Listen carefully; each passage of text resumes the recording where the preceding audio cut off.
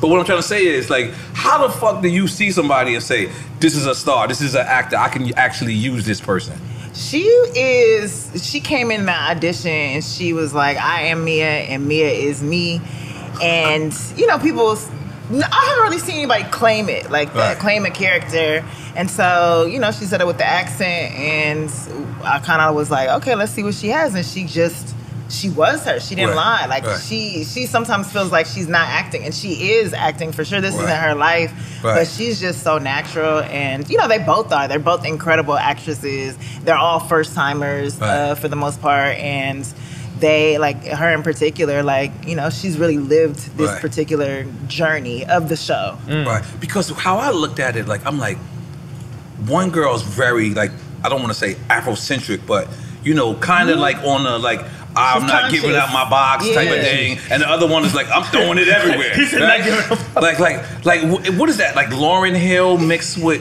Yeah, you know, we took influence from No Name, from Tierra Whack, from you know, Missy is her hero on the show, and she's like, you know, she's influenced by the Laurens of the past. She's about this. She's lyrical. I got the Rhapsody vibe. The Rhapsody vibes, exactly. So like, even with this show, we took elements of like so many female rappers right now to make to tell this story. I wanted it to feel like the now. No, and no. Not only does it feel like the now, you got like them going on live. The social media, them doing it's like through the lens of social media, like, all platforms. Like that was so brilliant to me, because that's what they doing right now. Like, I feel like you can't discover artists if you don't have social media. If you're not like that, that's the best way to discover artists. That's how you know their personalities. Like I feel like I know these artists better than anything, and I know their personalities more than I know their music, and it makes me feel like an ownership over them, because I've seen the rise, I've seen the ascension, and I'm like, oh, I saw you when you were Cardi making videos before Living Hip Hop. I saw you when you were Meg Thee Stallion, you know, doing freestyles and twerking at the gas station, and I feel like in somewhat, yes, I love that sound. Ooh. I'm gonna just give you a glass of champagne anyway. I know but I want vodka too. You want vodka? We got black-owned vodka. Yes, that's your drink, man. Yeah. Your people's made it. No, that's a tracer. That's a tracer. That's a soda. That's not. We can't jerk her. We can't jerk her. Nah, this is club vodka. soda. That's club soda. Where's the vodka? We have. I get to pour it myself. Where's the vodka? You gonna give you? Oh no, where's the vodka I'm talking about? I know right there. Oh shit, it's right there. Oh, okay. My bad. Whichever flavor you want. like. Just put it in there? Yeah, whatever you want to do. Okay, thank you. I'm ready. So, go ahead. Was you finished the statement? I was just saying that social media is so important to right now. Like in music, I can't imagine discovering an artist without social media. But that style of filming, it felt like you were toying with it in Insecure. Were you? I got you. Thank you. And then you took it to another level.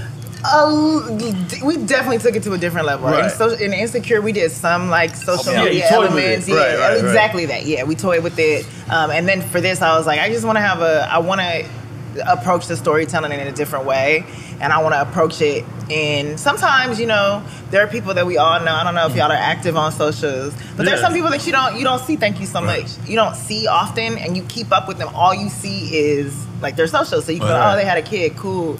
Oh, they're out at the club. Oh, okay, they're having dinner. But you get these superficial ideas of what they're doing. Like when Homegirl thought that a dude was messing with the chick. Those parts of things, you draw your own conclusions. Exactly. And so I wanted to just be our way into these characters via that. And then as the episodes progress, like you're gonna get to know them as they get to know each other again. Right. Because everything happens on social media. Like a friend of mine the other day, we went to see each other, and I had nothing to talk to him about because everything that he did in life was on Instagram. He was like, I went to the zoo. That too? He was like, I went to the zoo. He was like, I went to the zoo. I was like, I know you fed the giraffe. He was like, I went to the zoo. I was like, yeah, you changed the baby pamper. Like I was like, nothing in his life wasn't on social media. I like how you took that glass. I did both. I like how you play and drink chess. Let's make the noise for that. Now, I'm gonna be honest with you. Following Insecure, I was insecure at first because I knew this was a chick show. I knew this was a chick show, and then Insecure, you felt like it was a chick show. You don't know that, sir? No. From Jump? What? No, in the beginning, but I got so into it, it didn't feel like that after a while. Yeah, until Lawrence.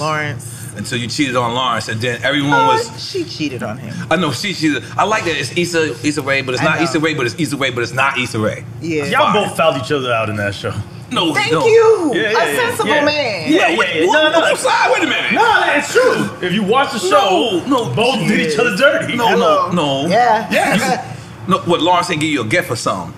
He didn't give you a gift or No, something. he was deadbeat at first to her. And he just was hurting. Like, it wasn't about that. Yeah, he was depressed. I think both of them were at fault, and both of them did some immature things. Right. But yeah, a lot of men took the cheating extremely personally. But it's so many stories with men cheating out You here. got black Twitter? Do I have black Twitter? You know, I mean, I get all my information from Black Twitter. That day on Black Twitter. He said, like, it's an app. For him, it's an app. He only the hashtag. I don't go to regular Twitter. I don't go to regular Twitter. I log into Black Twitter. I go regular Twitter, and then Black Twitter, and I go there. And boy, was we having a morning day that day. We was like, man, this is some bullshit. There's some bullshit. Like, come on, man. Lawrence is a good guy. I love it. I love the enthusiasm. I love that so many men saw themselves in him, and they felt so betrayed. Like how, like the nerve of this girl cheating on him. Right. A good man, and he is, but he had his issues. Really, just ain't see it. Both were at fault, man. Both. So he was a perfect man to you, like from jump. You want me to? Have you ever in your life cheated before? Yeah, but that ain't got nothing to do with Lawrence. What Lawrence got to do with Lawrence? Don't deflect. Lawrence was there for you, girl. He just was going through a little financial shit. He wasn't there. He was like a shell of himself, you know. But I'm not, you know, they both weren't their best selves at the time. You know what's crazy? And that was the point of the show, the growth of the characters. Right. But do you see how attached people is to the show, though? Like, they can't differentiate. Like back in the days, I had a song called What? And I used to hate people coming up to me, what? I was like, what the fuck is you think I am? It's 8 o'clock in the morning. I'm eating a bagel. And they're like, what? And I imagine they coming up to you like, yo, like, and thinking you're this real character. My real character.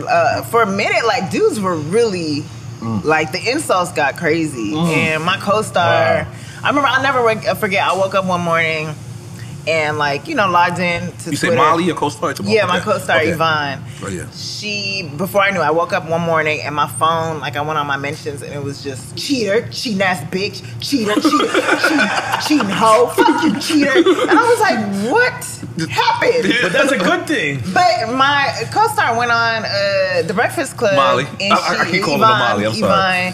And at the very end of the interview, she was like, well, y'all, if y'all think Issa a cheater, like, hit her up, tell her. And so she said, everybody, and people did it. And I was like, 1, fuck her. 2, this is kind of amazing. This is They're invested in the show. They believe it. But I feel like people thought that she was like a real person telling everybody about her homegirl who cheated. And so they got I was like, why y'all going in on me so hard? This is not real. I didn't do this. How much of you was in that character, though? A lot.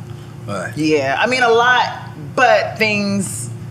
You know, I had learned so much more about myself and was more confident in myself by the time that show came out. Right. But like, there were so many parts of me that were in that character. Is there ever a time where like you write in the show? Because I think I was hearing you say this, where you could almost watch this season in real time. Like you dropped a couple of episodes, you could see the reaction to the people. Does that affect your writing? Oh no, because by that time people thought that. Right. Yo, the craziest thing that pissed me off was we in season 3, Lawrence wasn't in half of it, right? And we had planned to have him pop up in the middle of the season. It felt like he was out of the show. It felt like he was out of the show, and it worked out because he went on a radio show. Oh, that's when Charlamagne kept spreading rumors that y'all killed him. That part, I believe Charlamagne, by the way. Because he's a troll for that. And he went on Angie Martinez, and Jay said, yeah, I haven't filmed, I don't know what they doing. So that fueled the rumors that like we weren't bringing him back. And people thought I was hating. All these rumors happened. And literally, he was about to shoot in a couple of weeks with us. So people thought that he was out the show. And so then when he did pop up in the middle of season 3, people were like, oh, they saw all the complaints and they changed it and they put him back in the show. And it's like, no, we shoot. We write these. Yeah, people don't understand that. We get that with it's crazy. And people think you're late. So no, I don't get to like, and I wouldn't want to write to audience feedback, but when I was doing Awkward Black Girl, my web series, like that helped, you know, the audience feedback. You would read the comments. Because they would be like I take constructive criticism. So they'd be like, your lighting's bad. Like, I really want to get in the show, but the lighting, and I'd be like, can I get some help on lighting? Or, you know, and then they would say certain constructive things and it would just make me pay more attention. But for a show, that's impossible to do. What made you start going online? What made you just... Man, I was trying to break in by doing scripts, you know, traditionally. So you always, like, the way to break into Hollywood before as a writer was to write a spec script, which means, like, you write a show, like, if you like The Office, you'd write a sample script of The Office, and then you try to find an agent and get with that. But that's it's hard. Like a demo. Exactly that, a demo. And that was hard. You know, you had to have connections to even get somebody to look at it. And I had ideas for movies, and I had these opportunities, and I'd have these meetings, and like the general consensus was like the work. I had black characters, and everything that I did in the consensus at the time was there's no audience for this, or you have to make it more multicultural, which means, you know, make it white, and it just got frustrating. And at the same time, like, I was always on the internet. I've been on the internet since I was like. And you still 11. go on the internet. I'm still on the internet. You still have the YouTube channel that you started. We still do all of that. But I was like just obsessed with talking to strangers online when I was younger, and then it just was a natural to build a community. And so like when Facebook came out, with Twitter, all that, I was just constantly building community and just making content online to make myself laugh, to make my friends laugh, and then I just took it seriously.